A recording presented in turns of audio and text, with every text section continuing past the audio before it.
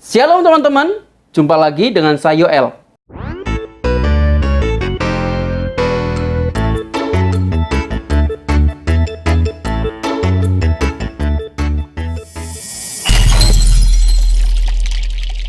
Kiranya damai sejahtera Kristus bersama teman-teman, Tuhan senantiasa menyertai kehidupan teman-teman dimanapun teman-teman berada saat ini. Teman-teman yang dikasihi dan mengasihi Tuhan, setiap kita itu hidup dengan kebiasaan.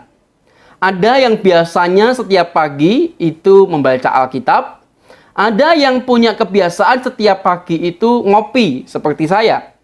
Dan ada juga yang setiap pagi itu harus membaca Quran secara fisik. Ada juga yang setiap pagi itu mungkin mencuci baju, mencuci motor, dan lain sebagainya. Pada kesempatan hari ini saya mengajak teman-teman untuk merenungkan kebenaran firman Tuhan yang terdapat di dalam Yohanes pasal yang ke-12 ayat yang ke-3 sampai dengan ayat yang ke-6. Tentu teman-teman sudah tidak asing lagi dengan bagian ini.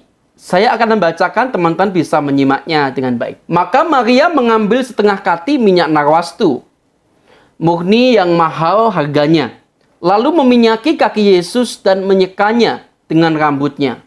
Dan bau minyak itu semerbak di seluruh rumah itu. Tetapi Yudas Iskariot, seorang dari murid Yesus yang akan segera menyerahkan dia, berkata, "Mengapa minyak narwastu ini tidak dijual 300 dinar dan uangnya diberikan kepada orang miskin?" Ayat yang ke-6. Hal itu dikatakannya bukan karena ia memperhatikan nasib orang miskin, melainkan karena ia adalah seorang pencuri. Ia sering mengambil uang yang disimpan dalam kas yang dipegangnya. Nah, teman-teman yang dikasihi dan mengasihi Tuhan, beberapa waktu yang lalu saya seringkali menyimak sebuah acara di televisi, yaitu Uang Kaget. Menariknya adalah orang-orang yang dikagetkan dengan uang harus segera membelanjakan uang itu dalam beberapa jam saja.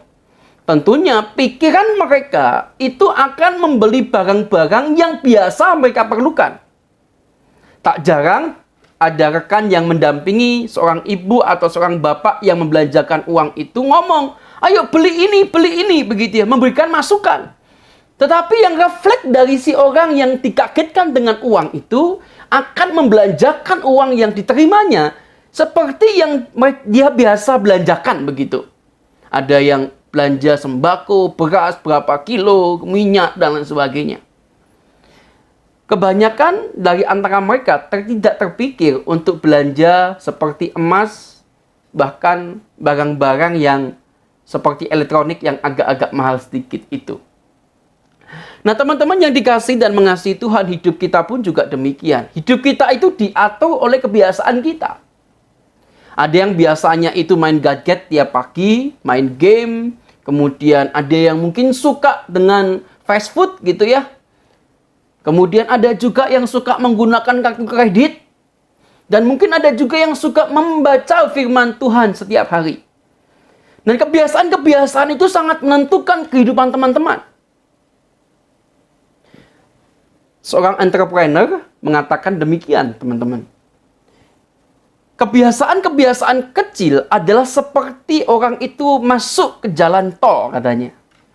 Mereka menuntun kita ke dalam suatu pola yang akan mempengaruhi keputusan-keputusan dalam hidup kita.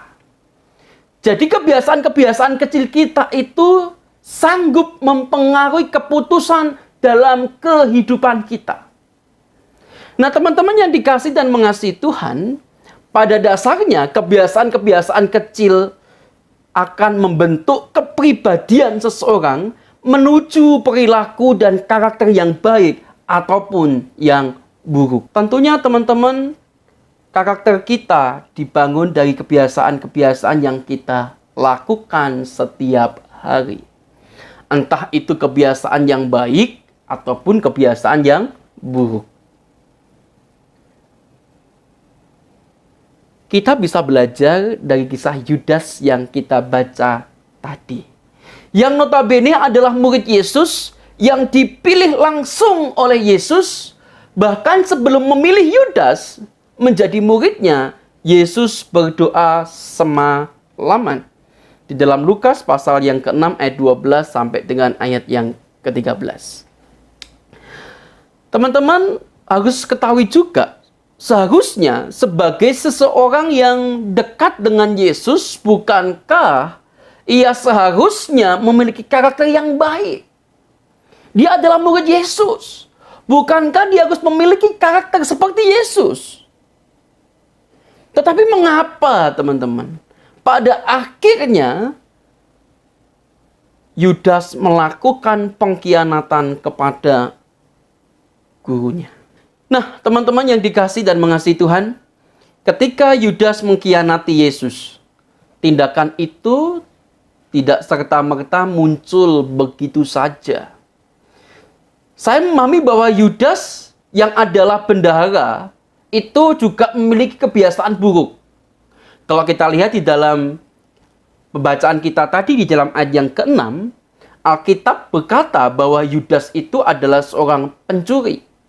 Dan ia sering mengambil uang yang disimpan dalam kas yang dipegangnya. Ini adalah kebiasaan Yudas. Maka tak heran tatkala ada seseorang yang meminyaki Yesus dengan minyak yang mahal, itu dia larang. Dia beralasan untuk orang-orang miskin. Padahal tidak. Supaya uang hasil penjualan itu, penjualan minyak itu, dia kelola. Kalau dia kelola, maka dia bisa mengambil uang yang ada di dalam kas yang dipegangnya. Nah, teman-teman yang dikasihi dan mengasihi Tuhan, kebiasaan untuk mengambil uang inilah yang menjadi letak kesalahan daripada Yudas. Sehingga akhirnya karena dia punya kecintaan terhadap uang, ia membuat ataupun mengambil satu keputusan yang besar dan fatal. Mengkhianati Yesus dengan cara menjual Yesus kepada para imam-imam pada waktu itu. Dari sini kita mau belajar, teman-teman.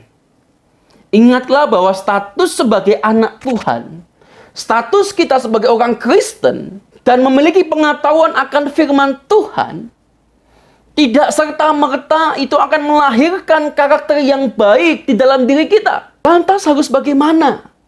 Sebagai seorang anak Tuhan, sebagai seorang percaya kepada Tuhan. Untuk memiliki karakter yang baik di dalam diri kita, maka seharusnya setiap firman yang kita tahu harus kita terapkan menjadi bagian, menjadi kebiasaan dalam kehidupan kita hari lepas hari, teman-teman. Sebab karakter yang baik itu merupakan pembelajaran seumur hidup kita. Jadi mari saya mengajak teman-teman sekalian untuk mengintrospeksi kebiasaan-kebiasaan teman-teman. Bila mana ada kebiasaan-kebiasaan yang buruk yang kalian lakukan setiap hari, sekaranglah ambil waktu untuk meninggalkan itu. Karena kebiasaan burukmu akan mengaruhi keputusan besar dalam kehidupanmu. Seperti halnya Yudas. Tatkala dia memiliki kebiasaan untuk mengambil kas yang dipegangnya, suatu ketika dia mengambil keputusan yang fatal dalam kehidupan dia. Yuk sama-sama belajar dengan saya. Hati-hati dengan kebiasaan kita saat ini. Kebiasaanmu akan mempengaruhi hidupmu. Kiranya refleksi ini menjadi berkat buat teman-teman. Dan jangan sampai kita mengandalkan status kita sebagai orang Kristen. Status kita anak Tuhan. Status kita orang percaya. Karena status kita itu tidak serta-merta melahirkan orang-orang Kristen yang baik. Yang punya karakter baik di dalam kehidupannya. Tuhan Yesus memberkati.